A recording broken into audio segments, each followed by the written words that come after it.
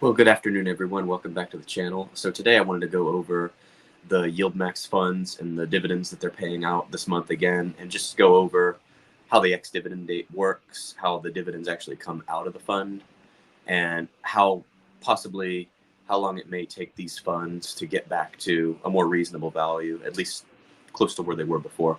So let me share Yahoo Finance, and we will look at our favorite ones, at least. Probably not all of them because there's so many now, but we'll look at our favorite ones.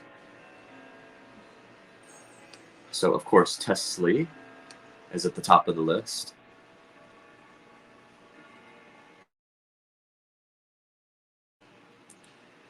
And so this one was $11.29 as of close of market Friday. Of course, we're paying out about a 58-cent dividend.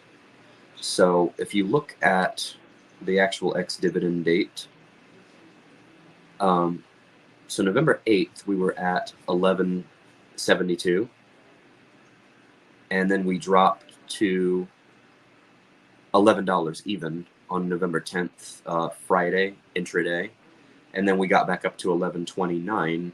So you can see where the dividend being paid out was factored out of the fund. So every month, these funds that pay these very high dividends have to get back up, hopefully, to where they were. And it can be a significant hurdle to climb for a lot of these funds, because if they're paying out $1, like in the case of Coney or even AMDY, it can be a challenge for these funds to get back up to where they were, especially if they're paying out $1 a month. The stock has to move massively in order for the underlying stock has to move massively in order for the funds to get back to where they were. Not only get back to where they were, but increase in some cases back to where they were 6 months ago. So TSLY needs to go up probably $7 or so in order to get back up to $18, which for me personally, that would be a good spot for it. I know it started out higher like a year ago. And then if we look at Coney, CONY, now this one has actually been doing really well. This one has been doing very reminiscent of what TSLY was doing back in July, where people bought in, say 3 months before, like me, and we've been seeing steady appreciation in value, and the dividend is very high. So investors in Coney and AMDY are spoiled right now. We're at 21.96 as of close of market Friday, and we're actually up since the fund went public August 14th. We're up over $3. So those of you that bought into Coney are very happy. And you can see there's been some fluctuation because Coinbase stock has fluctuated a lot. So we bottomed out at like 18.19. So this is really, I guess I should have been paying attention better myself. October 23rd, we were at 18.19, and we shot all the way up because if you look, Coinbase stock has actually gone up significantly. It's been on a bit of a tear, actually. And I'll pull that one up next.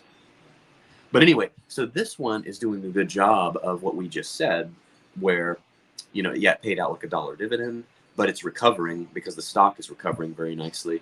The stock is up probably $20 a share or so in the past few weeks. So since July 10th, it did crash from 105 down to 73.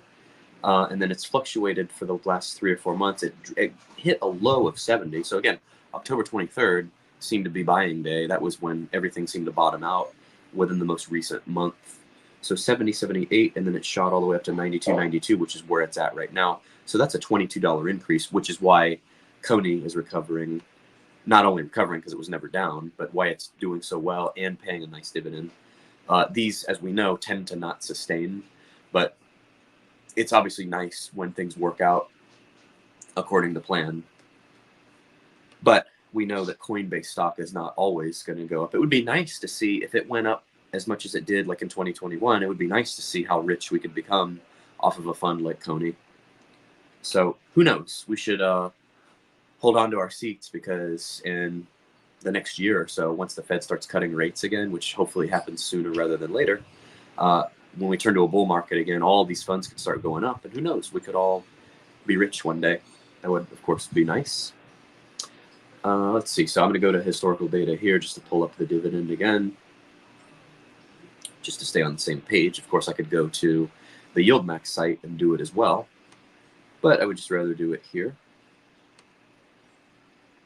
So, well, here it is right here. I don't even need to do this. It just paid out, so November 8th, $1.07, or it rounds up to $1.08, basically.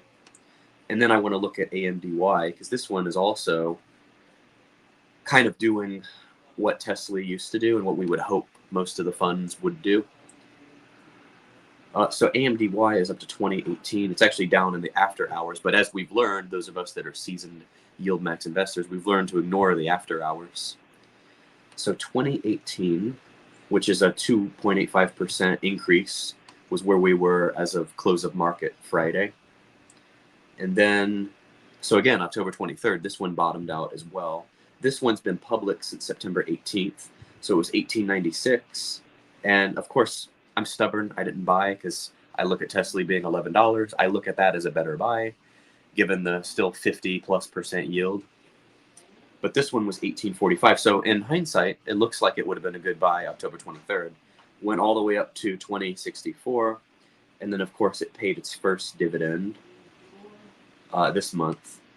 So the moral of the story is obviously when these funds are going up, they recover very quickly. But that's not always the case, as we know with TSLY, OARK, and several others. But it's always nice, like I say, when things work according to plan. So once I finish this one, I'm going to go into some comments. We'll see if we have any. I'll switch back my screens. Of course, I record on my phone now because my laptop decided to, the sound on the laptop decided to go kaput. So let's see, I want to go to historical data. There's no options data available for this one yet. So this was $1.11, which rounds up to $1.12, 1.118. So this one, like I say, this is ideal. Most likely won't last. We're going to have a lot of fluctuation in these because, of course, the market fluctuates every day. But if we can get back to a nice bull market like we had from, you know, the last like 4 or 5 years up until 2021, it would be great. Because again, this one, basically, it's like we got our dividend for free. We got our cake and we ate it too. Since the 23rd, like I said, if we bought in for 1845, you're up in the principal and you got a great dividend, which is where we were, like I said, in TSLY in July. So, but what does it take for these funds to recover? Obviously, the stock has to have a significant run up, and it can't be like a straight shot because these funds capture volatility. So in some cases, it takes a lot. In some cases, like for TSLY, for it to get back up to $18, that's probably going to take a lot. So, all right, let me go back to comments here. We did have a good day in the market. Let's see. Well, Friday we had a great day in the market. Hog Farmer is on. He commented. He said, I'm the first to comment. Have nothing, but I'm here. Well, thanks for that. We've got 10 of you on. I'm not going to go too long today. Just wanted to get a quick one out. Just get us kind of thinking about what all it takes for these funds to hopefully get back to a more reasonable value for the ones we've been in for a while, and what it takes not only, you know, for them to sustain the dividend, but of course to recover quickly what they pay out. So for some of them, when they're going up great, when they're the new ones like AMDY and Coney, works great. Not always, but you know, let's hang in there and hope that that these do better. So thank you all for tuning in again. Like, comment, and subscribe if you haven't already. And I will be back soon. Thank you all again. See you all soon. Take care.